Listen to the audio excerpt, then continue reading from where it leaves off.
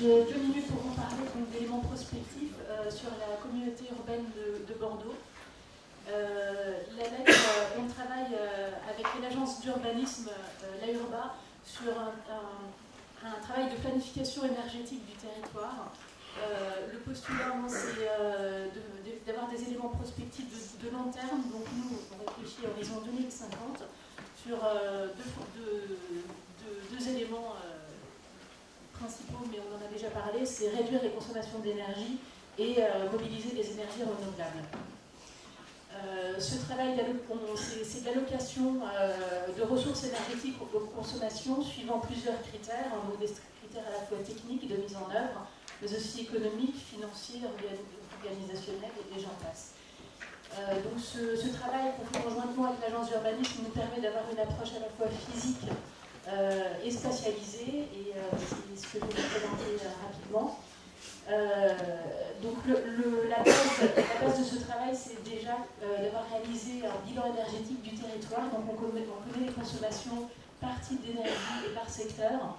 Et donc pour arriver à un scénario facteur 4 d'ici 2050, il sert à la fois, c'est le diagramme qui est en haut à droite, il faut déjà réfléchir à la courbe des consommations. Et puis, en même temps, développer et mobiliser de manière significative les énergies renouvelables. Voilà, donc par rapport à un tendanciel, le premier enjeu, c'est bien sûr de faire des économies d'énergie. Alors, sur le tableau de gauche, c'est quelques éléments chiffrés sur le développement des énergies renouvelables uniquement pour les besoins en chaleur. Donc ce qu'on voit en gros, c'est qu'en 2007, on était à 18 kT de consommation d'énergie renouvelable sur le territoire de l'agglomération bordelaise. Et dans ce scénario, il faudrait arriver à 251. Les énergéticiens en ont déjà un peu parlé, il n'y a ni conflit ni concurrence entre les différentes énergies renouvelables. Toutes doivent être développées et toutes répondent à des critères soit qualitatifs, soit quantitatifs.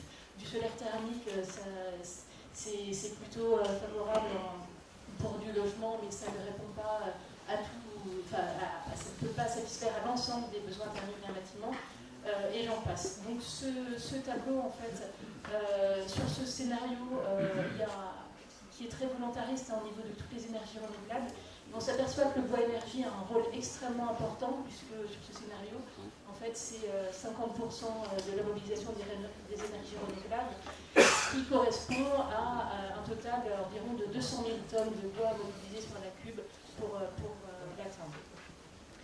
Alors, si je dois résumer ce travail en une diapo, c'est celle-là, je suis désolée, on ne voit pas très bien, mais c'est la carte de la communauté urbaine de Bordeaux. Sur lequel on peut déjà appuyer un certain nombre de grands principes pour développer des énergies renouvelables. C'est tout d'abord le développement des réseaux de chaleur qui permet d'apporter massivement des énergies renouvelables en ville, puisqu'une zone urbaine a des contraintes, donc un espace foncier limité, voilà, un milieu occupé dense.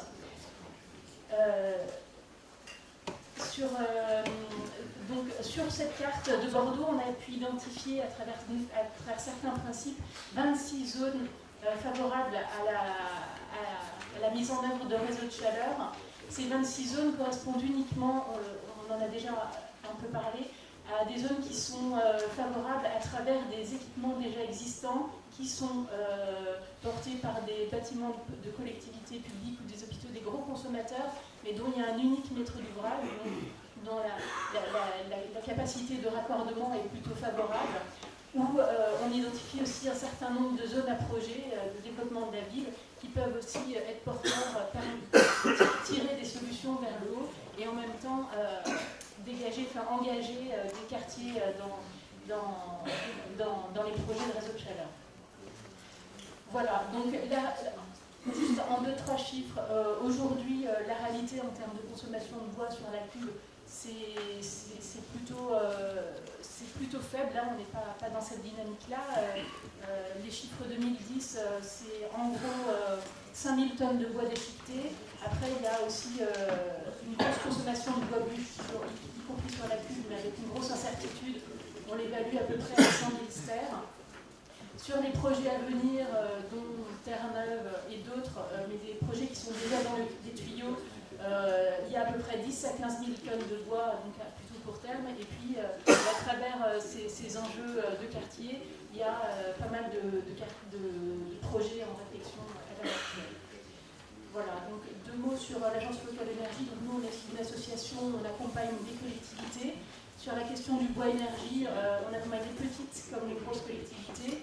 L'idée, c'est d'identifier les quartiers favorables, enfin les quartiers où les conditions favorables pour faire émerger des projets de bois énergie. Mais évidemment, il faut aussi garantir derrière les ressources. Donc on travaille en réseau justement pour garantir